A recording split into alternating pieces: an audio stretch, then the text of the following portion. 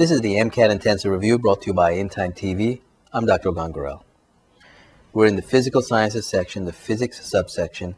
The chapter is Waves and Periodic Motion, and the topic of this video clip is Simple Harmonic Motion.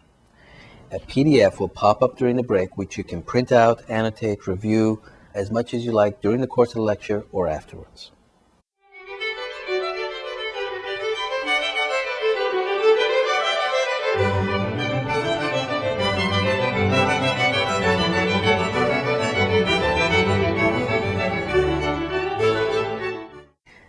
Simple harmonic motion.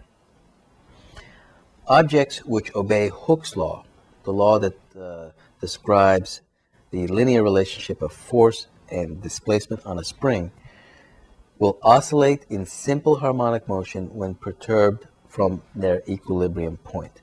Now this sounds very technical and very specific, and you might say just springs. We don't see a lot of springs in the world, but in reality, a lot of objects have spring-like behavior. Namely, they undergo a linear deformation when pressed or pulled or pushed, etc. And if they have this property of having this linear relationship, if they are in equilibrium and you press on it, then it will oscillate around that equilibrium position in simple harmonic motion. Hence, simple harmonic motion has near universal applicability to many physical phenomena, not just springs. Of course, in physics, as well as in a lot of medicine, we study things in a simplified form, hence simple harmonic motion, and can then derive implications for more complex phenomena. And we'll actually do that during this video clip.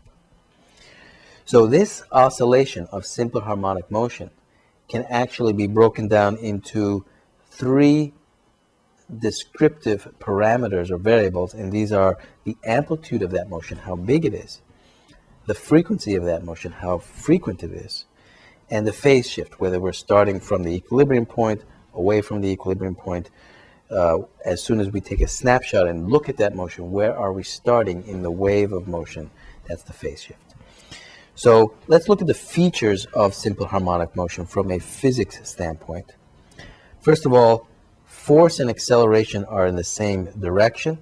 So if you have an object and you perturb it away from that equilibrium position, the force will be back to the equilibrium position. The acceleration is back to the equilibrium position. Notice that the force and acceleration are opposite to the displacement. If you pull it out here, the force is pulling it back towards the equilibrium position, but notice you pulled it away from the equilibrium position. So the force and acceleration are opposite to the displacement vector. The force and acceleration are maximum at the maximum amplitudes. If you pull it away here, the force is maximum. There is actually no force when you're at the equilibrium position. However, the velocity is a maximum at the equilibrium position. So it's oscillating back and forth. Actually, at the end point, it's zero as it reverses direction, and it accelerates in its maximum velocity at the equilibrium point back and forth. Let's look at that diagrammatically. Here is a spring attached to a fixed wall with a block. Here's the equilibrium point, and you've pulled it away, and it will oscillate around the equilibrium point like this. Everyone knows that's what springs do. And this is the maximum point, which is the amplitude, and we can convert that back and forth motion. It turns out, because of Hooke's law and differential equations, which you don't need to know the derivation, but if you go through that, F equals minus kx, Hooke's law, implies this equation, which is a very familiar trigonometric equation. You'll see in your textbook sometimes sine function or cosine function. Recall that the sine function is 90 degrees or pi over 2 radians phase shifted from a cosine function.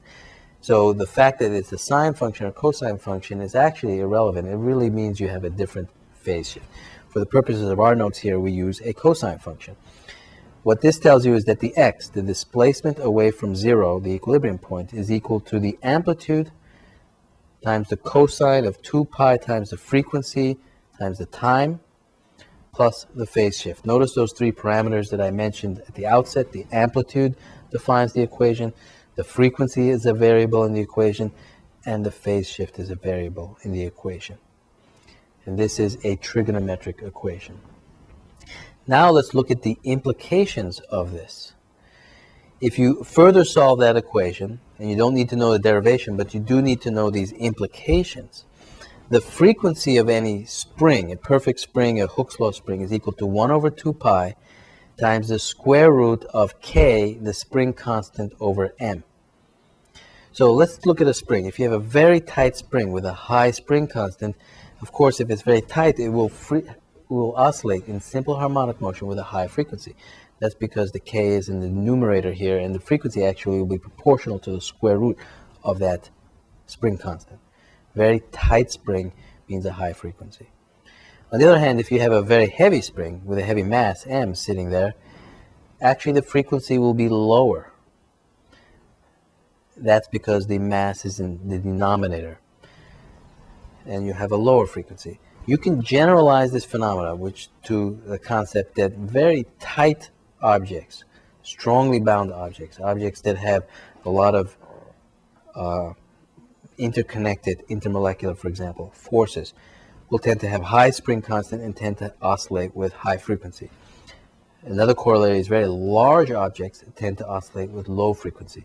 If you look at a huge bridge, for example, and bridges have resonant frequency, they actually have a low resonant frequency. In fact, some bridges have a resonant frequency that is equivalent to the frequency of walking, which is why soldiers, when marching on a bridge, are instructed to march out of sequence so that you don't set up a resonant frequency with that bridge and the bridge collapses.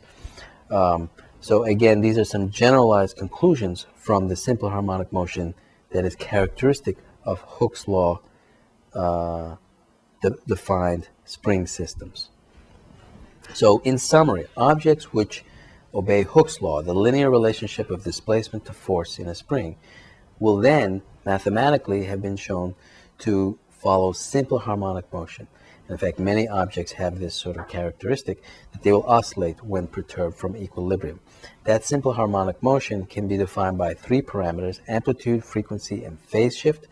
And those all fit into a trigonometric equation defining the shape of that simple harmonic motion as a sinusoidally oscillating wave. This concludes the video clip on simple harmonic motion.